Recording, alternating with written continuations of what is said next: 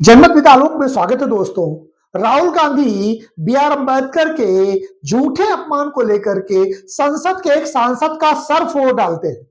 जी हाँ दोस्तों, ये इस लोकतंत्र का आप क्षरण देखिए कि जिस बात को लेकर के कि बी आर अम्बेडकर का अपमान किया गया है और क्या अपमान किया गया, ये विपक्ष कतई बताने के लिए तैयार नहीं। बस बी आर अम्बेडकर का अपमान किया गया है और 10 सेकंड की वो बाइट लगाई गई है जिसपे बी आर अम्बेडकर जी के लिए या बी आर अम्बेडकर जी को कोट करके गृह मंत्री ने कहा कि विपक्ष ने एक फैशन बना लिया है कि बी आर अम्बेडकर जी का नाम लेकर के 100 दिन में 100 बार आप नाम लेते हैं और संविधान का कतई आप सम्मान नहीं करते, बी आर अम्बेडकर के मूल्यों का आप सम्मान नहीं करते, सिर्फ उनका नाम लेते हैं। इतनी बार आपने नाम लिया होता बी आर अम्बेडकर की जगह ईश्वर का, तो आपको मोक्ष मिल गया हो। इस कटाक्ष को, इस व्यंग को लेकर के विपक्ष और क्योंकि अब किसी मामले को लेकर के कोई मुद्दा नहीं बना पा रहा, तो बी आर अम्बेडकर को अब एक मुद्दा बनाने की कोशिश कर रहा है। हालांकि उसको लेकर के जब राहुल गांधी ने ऐसी धक्का मुक्की की कि भारतीय जनता पार्टी के एक सीधे साधे ईमानदार सज्जन, मैं उनसे व्यक्तिगत मिला हूं एक प्रोग्राम में दिल्ली पे, सारंगी जी जैसा तो नेता मिलना दुर्लभ है, जिनके पास अपनी फूस के घर की छत डालने के पैसे न हो, समाज सेवा के लिए उन्होंने सब कुछ अर्पित कर दिया हो, उस सांसद को धक्का देकर के सर फोड़ने का काम जब राहुल गांधी करते हैं तो उससे यह समझ में आता है कि गृह मंत्री ने जो बात कही थी कि बी आर अम्बेडकर का नाम का आपने फैशन बना लिया है, लेकिन उनके विचारधारा का, उनके मूल्यों का आप कोई सम्मान नहीं करते। बी आर अम्बेडकर ने जिस संविधान का निर्माण किया है उसको आप एक धार्मिक पुस्तक स्वरूप देने की कोशिश कर रहे हैं। ये बी आर अम्बेडकर के विचारों का अपमान है, क्योंकि बी आर अम्बेडकर ने हिंदू धर्म के अंदर व्याप्त कुरीतियों को तोड़ते हुए उससे बाहर निकलने का प्रयास किया और उन्होंने जब उन कुरीतियों को पूरी तरह से नहीं लड़ पाए तो उन्होंने हिंदू धर्म का त्याग करके हिंदू सनातन धर्म की एक नई शाखा बौद्ध धर्म को ग्रहण कर लिया। इसलिए बी आर अम्बेडकर जी की के द्वारा निर्मित संविधान को जब आप एक धार्मिक पुस्तक कहते हैं तो कहीं न कहीं बी आर अम्बेडकर जी के मूल्यों का ही अपमान आप करते हैं। और बी आर अम्बेडकर जी के को लेकर के जिस तरह से आप संसद पर हमलावर होते हैं, सांसदों का सर फोड़ते हैं और उसके बाद सफाई देते घूमते हैं, निर्लज्जता से सफाई देते घूमते हैं और स्वयं को कहते हैं कि हमें धमकाया जा रहा है, यह है बी आर अम्बेडकर के द्वारा रचित संविधान का अपमान।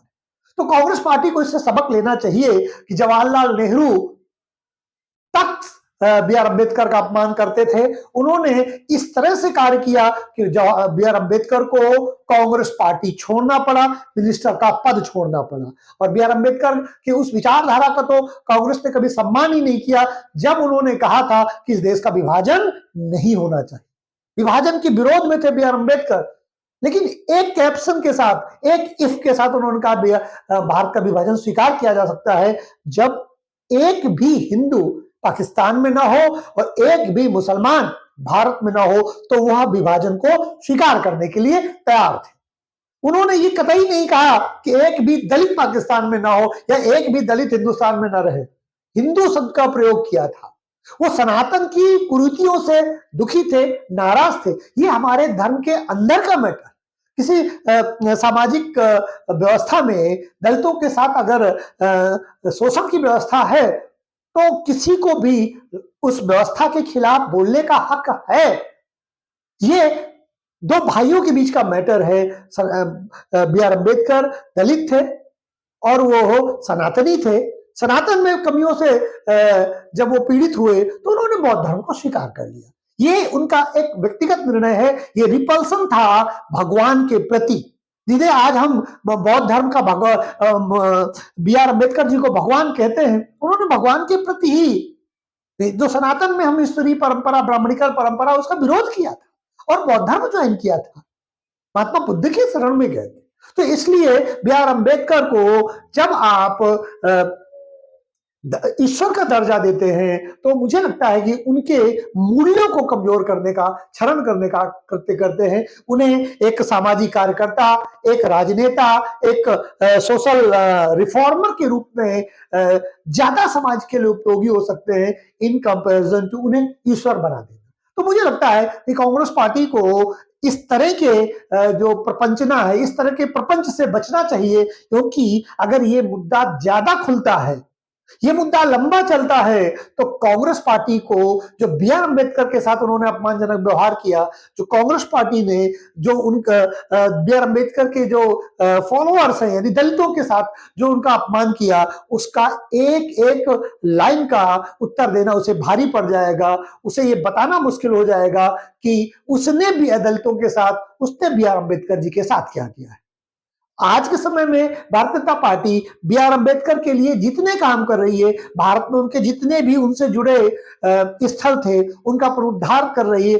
न केवल भारत में बल्कि इंग्लैंड में भी जो अम्बेडकर से जुड़ी जगह थी, जहां वो पढ़ाई करते थे, उसको भी डेवलप भारतीय जनता पार्टी ने किया है। तो भारतीय जनता पार्टी ने जितना बी आर अम्बेडकर के लिए किया, बी आर अम्बेडकर को भारत रत्न भी भारतीय जनता पार्टी नीति जो गठबंधन था उसमें प्राप्त हुआ था। कांग्रेस पार्टी ने उनके जीवित रहते उनका कभी सम्मान नहीं किया, उनके मरने के बाद भी कांग्रेस पार्टी ने बी आर अम्बेडकर के विचारों का सम्मान नहीं किया, उनके मरने के बाद भी बी आर अम्बेडकर के सब नाम का सम्मान नहीं किया।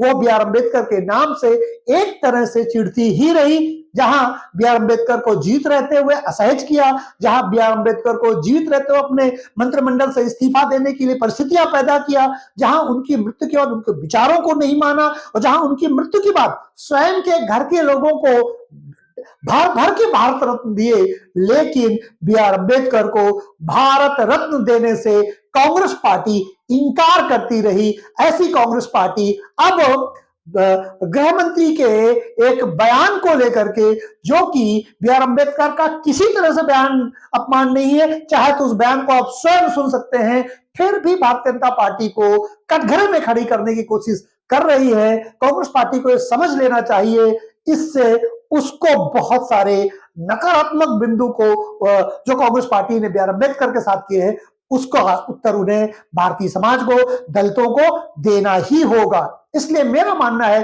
कि Congress party B R Ambedkar के अपमान को लेकर के जो भ्रांति फैलाने की कोशिश कर रही है, वो कांग्रेस पार्टी के लिए कोर में खाज का काम करेगी। इससे कांग्रेस पार्टी को बचना चाहिए। दोस्तों, आज का टॉपिक मैं यही समाप्त करता हूं। उम्मीद है कि मेरी परिचर्चा आपको पसंद आई होगी। अगर पसंद आए तो चैनल को लाइक करें, सब्सक्राइब करें और शेयर अवश्य करें। नमस्कार, जय हिंद, जय भारत।